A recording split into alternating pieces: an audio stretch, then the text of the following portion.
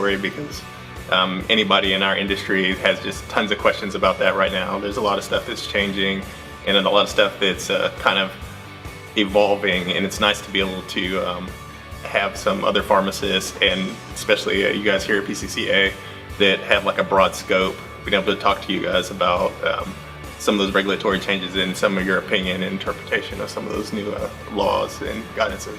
Your presenters and your instructors are amazing.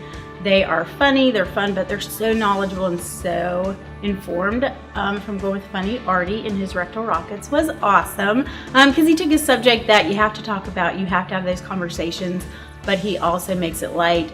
This is how you approach it, this is how we're helping people on touchy subjects, so that was pretty good. I'd say there's probably two right now. The regulatory one yesterday was really good. He was very well spoken, helped me kind of work through some of the really finer details of understanding where the FDA stands on certain issues. And then today, I'm a little biased, I love animals, so our veterinary lecture was fantastic. Got me really excited about the possibilities for being in veterinary compounding, so that was a great one today.